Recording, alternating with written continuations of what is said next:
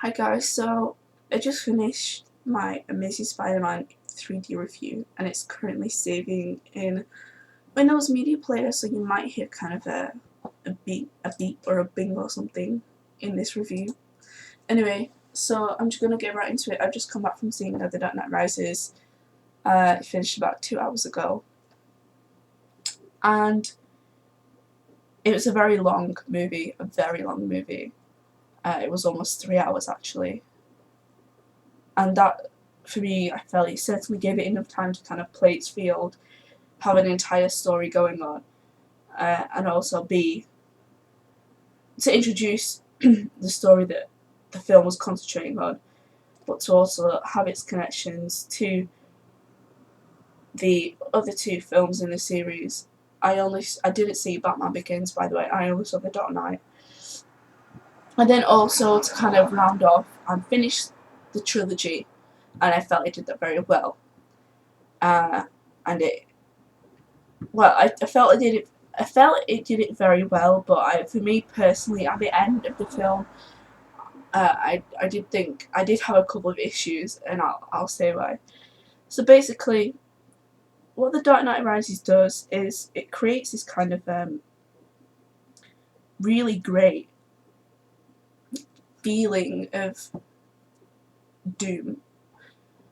That horrible, hopeless feeling you get of knowing that nothing's going to work out, that all the ends are kind of cut off, and you just feel you just think all hope is cauterized and this is it and there's nothing past this and this is the end of days kind of thing. I think it did that very, very well, and it did that very well by empowering the enemy Bane, and kind of beefing him up,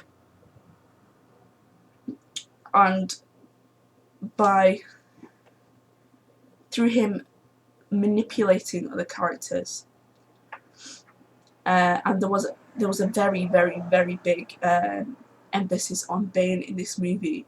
If you look at the last big movie, which was The Dark Knight, it was Heath Ledger as the Joker, and the difference between Joker and Bane is that while the Joker does have this sense of insanity about him, he's not inaccessible to Wayne.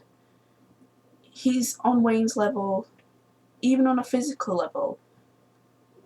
And because he is insane, because there is no reason in him, it's a much simpler game. It's just that he has to be stopped. At all costs he has to be stopped. Whereas this one, it kind of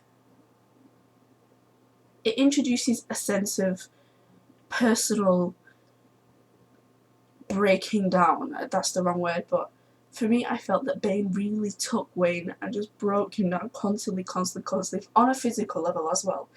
And then he took him off to the prison and was saying, this is hell on earth, and you'll feel it.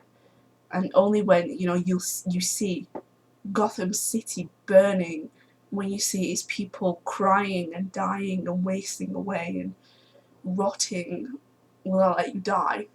And I could see that for Wayne, sorry, all the names rhyming, who had dedicated his life and all his resources and his time to to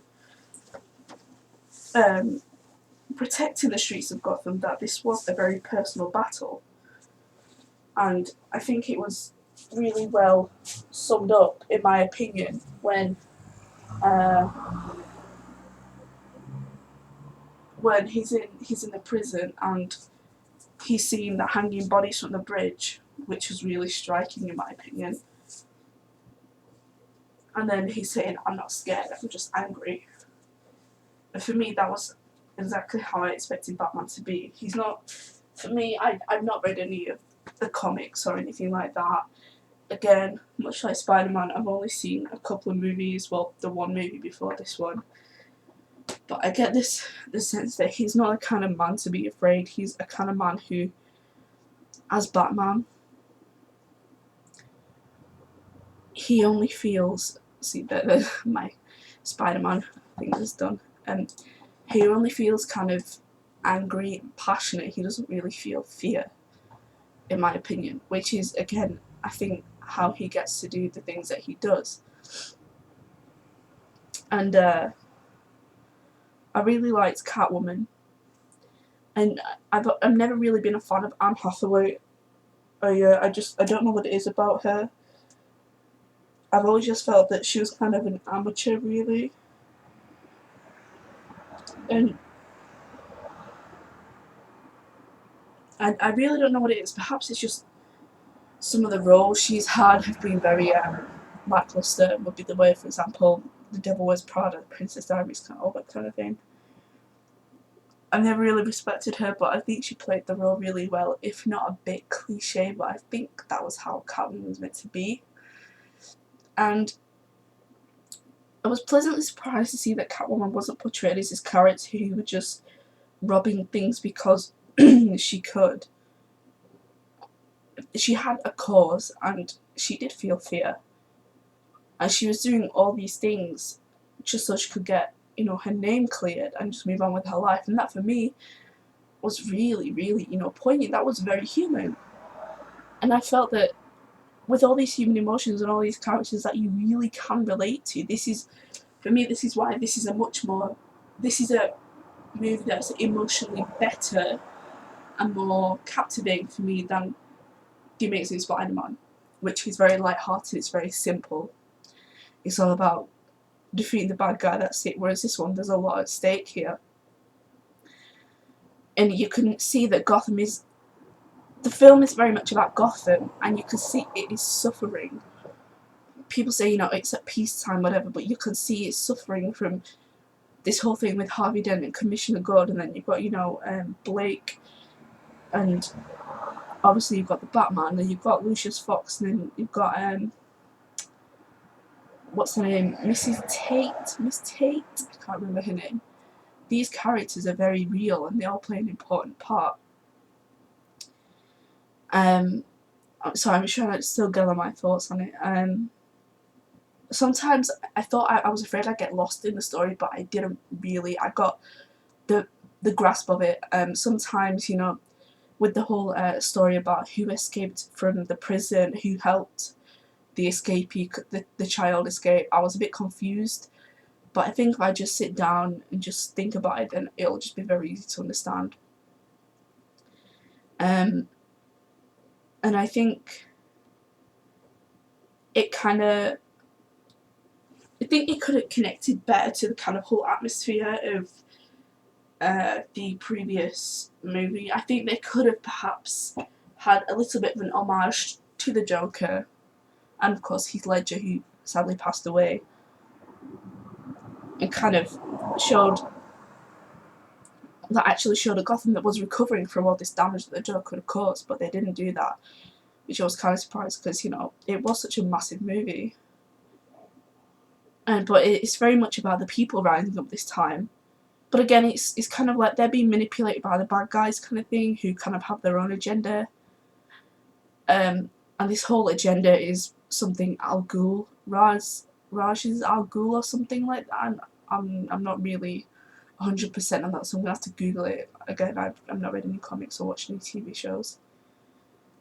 One of the things that I want to say, I loved Bane as a character. I thought he was an amazing nemesis. I thought he was so twisted. He really was pure evil. He was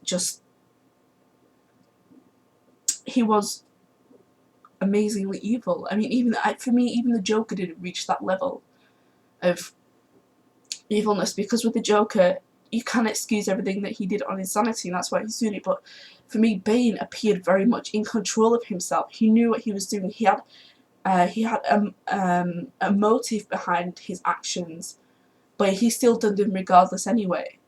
And for me, that was I was like, wow, that is evil. He was this terrifying presence in the movie. Every time he came on screen, for one, I was drooling because he was really hot, he was really beefy. Tom Hardy's really good looking, but I was kind of disappointed that as soon as Talia revealed herself, that Bane was kind of not important anymore. Wayne, not Bane, sorry, was kind of not important anymore. He was just thrown to the side, and even though he'd been this massive figure for like 2.5 hours in the movie, he didn't even get a proper ending or anything like that. It was just all about her all of a sudden, and that was irritating. I wanted to know more about Bane. I wanted to see more of this illness. I wanted to see it, but it didn't happen, and I was really disappointed. I was like, really?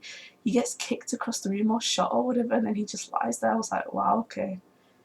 This is the guy who was in prison. He must have escaped from there.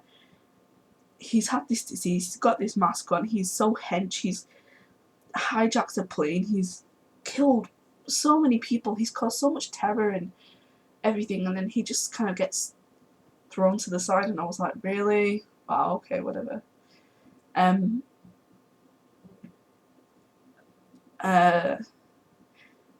yeah, I don't really like Christian Bale. Maybe it's the whole aftermath of the incident on the Terminator set where he's screaming. But every time I look at him, even as the Batman, I just don't think he doesn't resonate for me as the Batman. Really, I don't know. For me, it's more about the other characters than it is about the Batman. And in this movie, it kind of came around nicely, showed that it was more about other characters than just him, and about the city. And the way they executed this story was amazing, but it was drawn out. It wasn't too long that it became a kind of like, oh, when's it going to happen? Like, when's things going to finally move on, kind of thing. I really liked I really liked Blake. I liked Commissioner Gordon. I liked Commissioner Gordon's honesty. You know, ever since he was going to watch his child die, the last movie, I've always had a soft spot for him since then. I think they could have done with more female characters who weren't sexualized or evil, but whatever.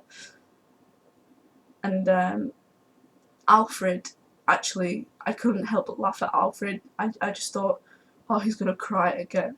All he seemed to do in this movie was cry. I was like, oh. But it was really sad when he was like, he was saying basically, I can't bury another family member, I raised you since you were a baby, and now I don't want to bury you. And that was really sad. I was like, oh, how sad. And I think one of the amazing things about this movie is that it even stated, it's not about who is the Batman, it's the fact that the Batman is there. He exists and he is a force for good. And even if the Batman does die, then we're going to inspire hope and good in people, that someone might take up the outfit and become the new Batman. It's just, the fact is, it's what the Batman stands for, not who the Batman is. And it was good that they iterated that and got that message across, because it's not just about Wayne as a character. It was about the goodness of the Batman and the goodness of the people in times of adversity. And I thought that was very powering. Especially, you see this in the scene where he's climbing up and they're all shouting, "Rise, rise, rise." That for me was so powerful, so emotional. I was like, wow. It is about clubbing together and kind of helping other people get out of a bad place. That I thought they did that really, really well. The ending I thought was a bit dumb. I thought the whole point would have been more poignant, and it would have been a very bittersweet catharsis if Batman had died. If Wayne had died. And I didn't think he died, and then there was like a funeral and everything, and I understand that he just wanted to get out and just start again, which is, fair enough, but if he died, I thought it would have just been better. But I guess it's a service to Wayne as a character as well, just to let him go on with his life in France as well, with Catwoman. So yeah, I think overall it was well rounded. It's a good end to the series. The ending was a bit disappointed, and I'm really excited, and I hope they do something with Robin. That I was really surprised at the end when they said Robin. I was like, wow. Normally they pull like stunts like this, but I wasn't seeing that one coming, and I was like, okay, that's cool. So yeah, so thanks for listening. This is a kind of rambling review. I think I'll have more to say if I actually know what I'm going to say, but yeah. Thanks for listening, and yeah, goodbye.